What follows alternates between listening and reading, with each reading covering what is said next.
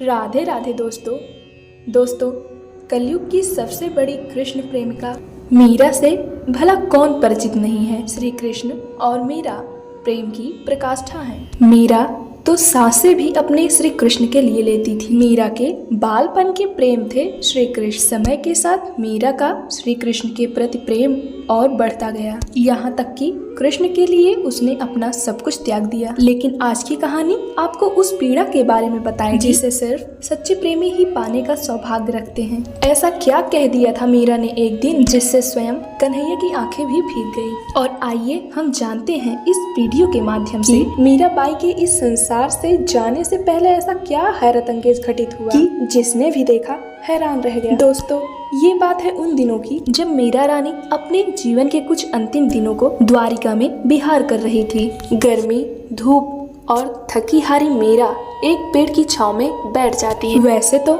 श्री कृष्ण के दर्शन की इच्छा तो उसमें बालपन से है, लेकिन आज कन्हैया से मिलने की बेचैनी और तड़प कुछ और ही है। कुछ भी करके आज कान्हा की बस एक ही झलक दिख जाए। तभी पेड़ की डाल पर एक कौवा आकर बैठ गया। बेहद जोर जोर से वह काव काव करने लगा। मीरा ने उस कौवे की तरफ थोड़ी देर बाद देखा और कहा कि काढ़े कलेजा मैं इधर हूँ रे, कागा तू ले जा। अर्थात ओ कौवे, तुझे भूख लगी है ना, ले मैं तुझे अपना कलेजा, अपना दिल निकाल कर देती हूँ, इसे खा लियो। लेकिन मेरी एक शर्त है। और शर्त थी, जो दिशा मारो पिया बसे वो देखे तू खा। अर्थात ले जा मेरा दिल, लेकिन इसे मेरे सामने मत खाना। मेरी शर्त है मेरे प्रियतम, जिस दिशा में रहते हैं, जिस लोक में रहते हैं, वहाँ इसे ले जा और जब वो तुझे देखे तब इसे खाना। नोच नोच कर खाना, पर उनके सामने खाना, जिससे उस दर्द का एहसास उन्हें भी हो जैसे उनसे दूर रहकर मेरा दिल हर रोज सहता। अरे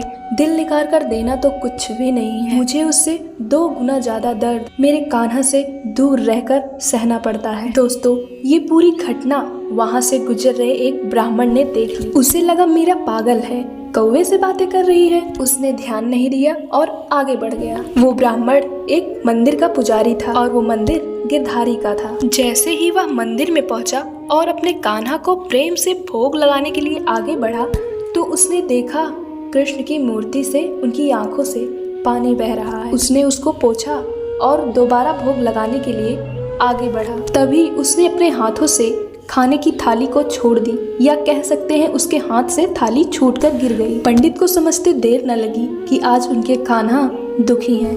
पर भला दुनिया के मालिक को किसका दुख सताने लगा। लेकिन ये भी सच है कि कन्हैया के आंखों से आंसू जरूर बह रहे थे। अचानक से उस ब्राह्मण की आंखों के आगे मीरा रानी की छवि आ गई और उन्हें यह समझते देर न लगी कि आखिर ये सब माजरा क्या है, क्यों श्याम सुंदर आज भोग नहीं स्वीकार कर रहे हैं। वो दौड़ता हुआ मीरा के पास गया, लेकिन मीरा वहां से जा चुकी थी। बताया जाता है कि इसी घटना के कुछ दिनों बाद मीरा रानी के साड़ी का एक टुकड़ा कृष्ण भगवान के पास मिला, उनकी मूर्ति के पास मिला, और मीराबाई हमेशा के लिए सबकी नजरों से गायब हो चुकी थी। वह आखिरी बार था जब ब्राह्मण ने मीराबाई का साक्षात दर्शन किए थे, जब वह मीराबाई के प्रेम से रूबरू हुआ। जब उस ब्राह्मण ने मीराबाई के साड़ी के टुकड़े को कृष्ण भगवान की मूर्ति के पास देखा, तब वह फूट फूट कर रोने लगा था।